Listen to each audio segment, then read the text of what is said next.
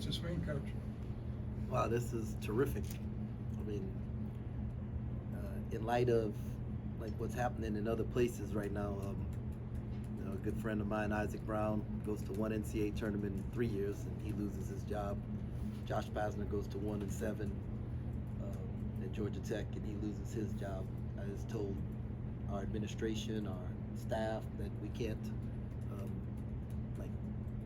can't ever get tired of or take this for granted because it's hard to do. It's really, really hard to do. And so it's a blessing. We're very thankful to God for this opportunity. I know that it is because of Him that I'm sitting here. We have the team that we have, and we've had the type of season that we've had. We got Crazy Faith on our shirts because it took crazy. What some people called crazy, and other people called faith. We call crazy faith. Just very, very thankful. You had talked before, Coach, about out the mud. How does that apply to this season? Well, I think all the guys on our team are guys who have had to overcome some things in their lives, and they weren't necessarily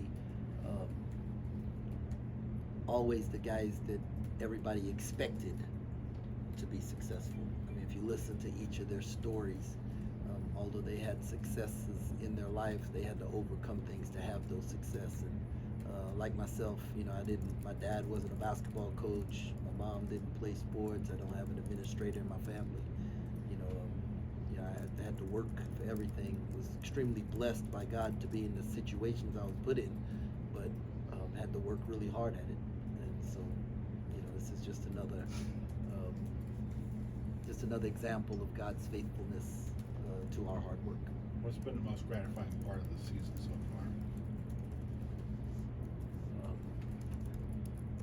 far? You see these smiles on the faces, and just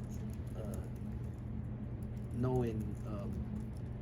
Keith and I went to lunch in the summertime, and I just remember telling him that I would do everything I possibly could to put a team around him that would give him a chance to play in the NCAA tournament, because I felt like he and Ish deserved that. And I remember him telling me it doesn't matter if we get 7 or 13, that he's got this Kimball Walker thing about him, like, I'm gonna take whoever around me and we're gonna go do this thing. So that's really gratifying. When you recruit guys, you tell them that these are some things we want to accomplish, and we think we can do this with you. And these guys believed us and came, and then you see it come to pass.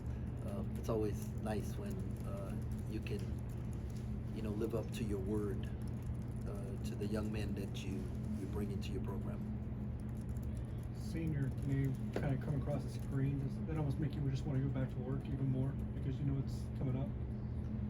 No, really, I've like I told everybody that we're gonna take some time when I get through doing this stuff, and we're gonna go back to my house together, and we're gonna take an hour or so and just celebrate this, because it doesn't happen all the time, and I felt like too many times in the past we have just rushed right into it and didn't appreciate it. And I want everybody in our program to be thankful for this and to celebrate it, and then we will get to work. But we're gonna take some time to celebrate it. And just Gene was telling Marco just now that he remembers in July when we still had 5 guys, and he was walking around like, man, do these guys know what they're doing? What is going on here? And so it's this whole accomplishment and what we've been able to do since March 22nd. It deserves a pause for a little bit and a little celebration, a little being thankful. That said, do you know anything at all about Montana State? I actually watched the championship game, and I don't want to be incorrect, but I believe this is the first year coach there, because the last guy was really successful and went to either Portland or Portland State, one of those. They have history of success. If I'm correct, they went into double overtime in their semifinals, and I remember seeing probably their best player was talking with the coach about the last play that they need to run, and it was on the same page, caught a lob, backdoor. So I know they're used to winning, and they're excited to be in this tournament as we are. And no team in this tournament is not a good team. Everybody's played a tough schedule and had to accomplish a lot of things, and to win 3 games in 3 days in their league is really tough. And so that's what I know. I know we're about to play a really good team, and it's going to be a lot of fun. What do you attribute to elevating the program this year? Man, my staff, they all believed in what we wanted to accomplish and what we could accomplish. And on the days that someone in the group didn't believe, the other guys picked them up, and we just constantly moved it forward. But we came into this situation really feeling like this was a gold mine. Like this was a great place, and if we treated it like the place that it was and pursued the type of players that our fans have deserved to cheer for, that we could really accomplish special things. And so it's the whole staff, and then the players, their belief. What are your emotions like for you, first selection Sunday with K-State while their names are coming out? When the names were coming out, I was like calculating in my head, but like before, like around 4:30ish, I was in my office by myself. No, I wasn't. I was in the bullpen, and I was watching the end of the Purdue game, and just thinking that, man, our name is going to be called. I know this, and just it was really surreal. Like I wasn't high, I wasn't low. It was just kind of numbing, and just very, very thankful. I was just thanking God for giving me this opportunity. Excuse me, if you had to grade your team from an A to an F, I know it wouldn't be an F. If you had to grade it from like an A, what would you give your team right now, and obviously where you're at right now? Now we're a 3 seed in the NCAA tournament, and in March we had 2 players. I think we get all the bonus points too. You talked about the celebration that you're gonna have. What does that entail? I know you guys often do meals with the team, or your wife's cooking, different things. You can kind of take me into what that moment's gonna be like. No, that's gonna be us, our own little private celebration. Could you hear how much the tournament is all about, the matchups, each round, survive in advance? How much does your knowledge, your staff's knowledge of having gone through this, where does that come into play?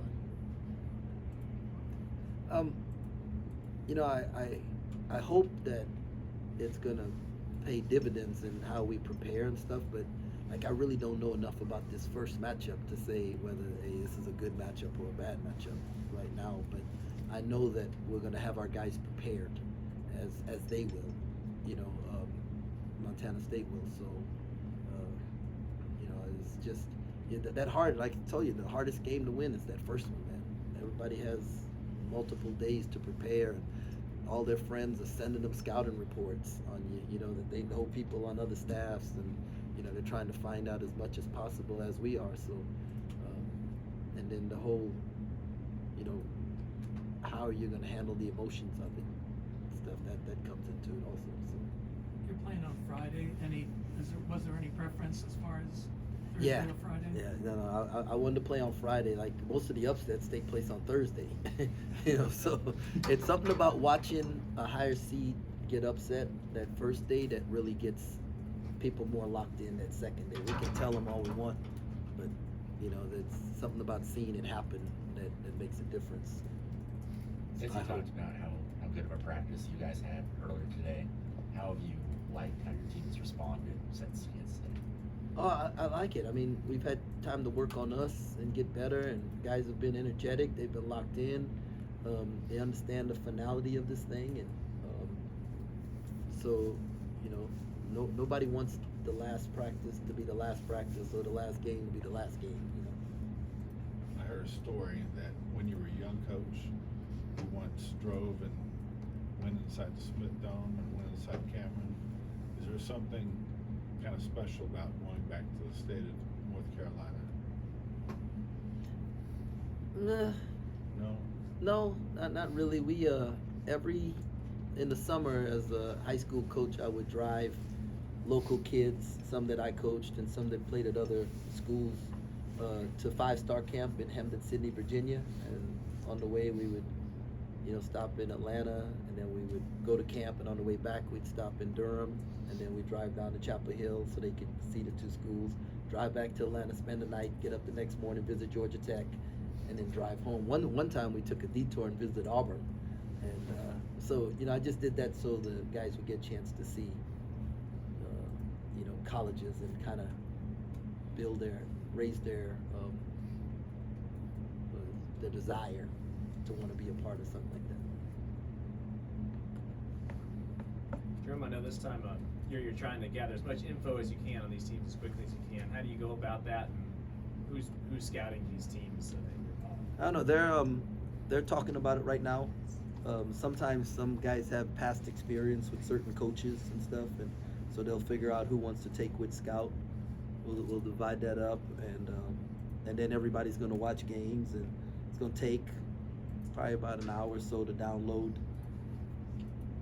5 to 7 games, whatever it is that we're going to break down and watch. And just we got friends all over that are going to send us scouting reports who've played them over the last couple of years, and then build the game plan from there.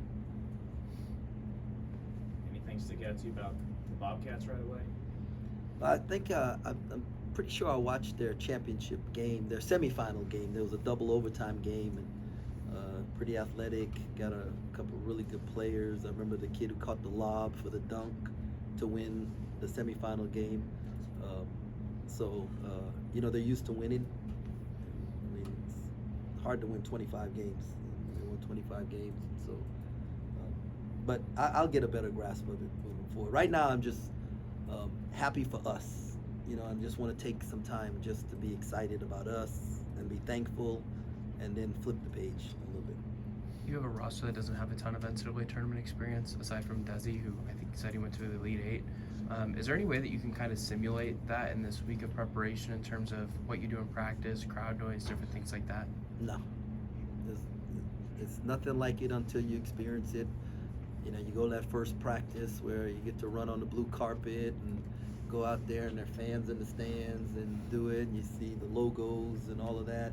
Big 12 gets you heading in that direction, but yeah, nothing quite like that.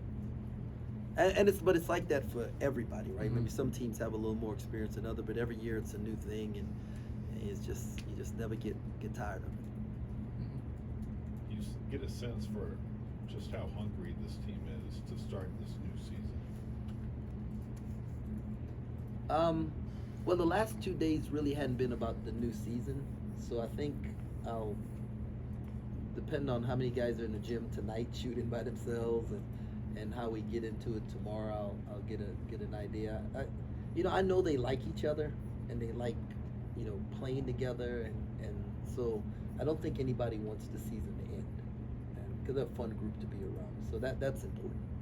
Well, I mean, the NCAA being a new season, that's what. No, I got you. I understand that, but it's like the last couple of days we've just been working on us, and we hadn't made it about the NCAA tournament. So. What's maybe something you learned over all your time being an assistant in this tournament at Baylor that you really want to pass on to these guys now as a first-time head coach about the experience? I want them to enjoy it, to just soak it all in,